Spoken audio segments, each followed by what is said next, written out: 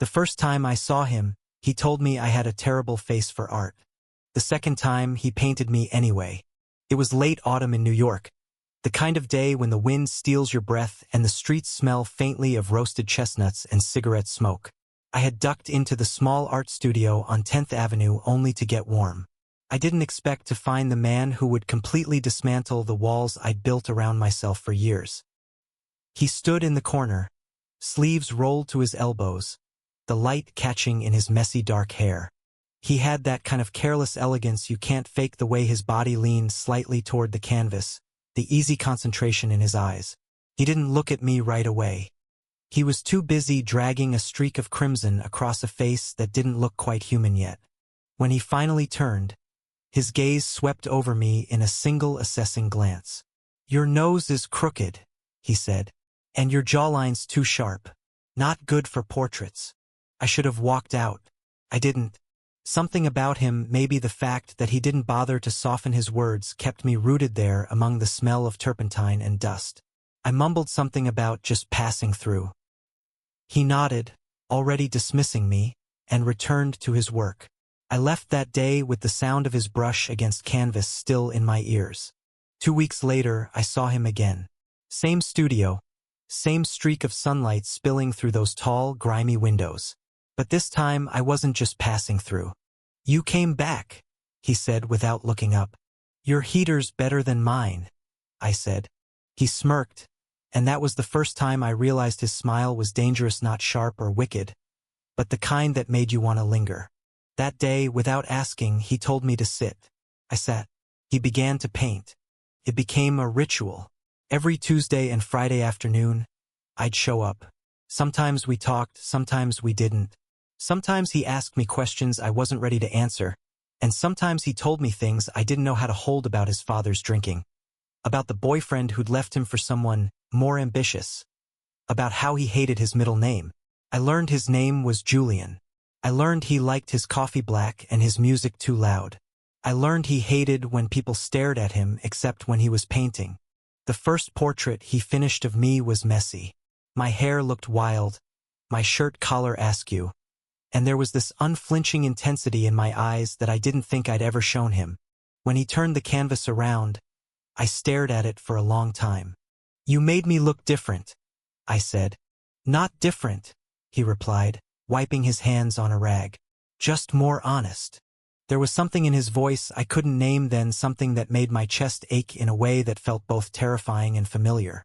But if Julian was a storm, I was already leaning into the wind. The trouble started in January. One evening, I came to the studio to find him drinking alone, a bottle of whiskey half empty on the floor beside his stool.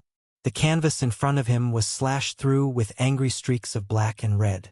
He looked at me like I'd just walked in on something I wasn't supposed to see. "Don't," he said. "Don't what?" "Don't try to fix me." I wanted to tell him I wasn't here to fix him. I was here because every time I left, something in me felt unfinished. But I didn't say that. Instead, I crossed the room, took the brush from his hand, and set it down. He didn't move away when my fingers brushed his. The air between us felt heavier than paint fumes. "You keep painting me," I said quietly, "but I don't think you know me at all."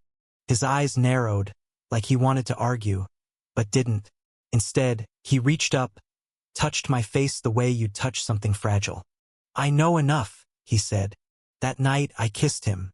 It wasn't soft, or gentle, or perfect. It was desperate, like we'd both been holding our breath for too long and finally gave in. His hands were warm against my jaw, mine tangled in the paint-stiff fabric of his shirt. When we pulled apart, he looked at me like I was the only real thing in the room. For a while it was good. Better than good. We'd spend hours in the studio, the city blurring outside the window while he painted me in a dozen different moods, in clothes and without them, always catching pieces of me I didn't know I was showing. Some nights, we'd end up on the paint-splattered floor, tangled in each other's arms, laughing like we had no reason not to. But storms don't stay gentle forever. The first time he pushed me away was over something small I'd asked to see, a painting he kept covered. He told me it wasn't finished. I told him I didn't care. He told me to leave. I did. Days turned into weeks. I tried not to think about him, but everywhere I went, I saw colors that reminded me of his work, the deep gold of streetlights on wet pavement, the sharp white of winter mornings, the muted green of his favorite sweater. When I finally went back to the studio, it was raining. He was standing in the middle of the room, staring at a blank canvas like it had personally offended him. "You left," he said. "You told me to." He flinched, just barely. "I don't know how to do this," he admitted. "I don't know how to let someone stay." I stepped closer. "Then let me teach you." Something in him broke open then. I saw it in his eyes, the fear, the hope, the quiet plea he'd never spoken aloud.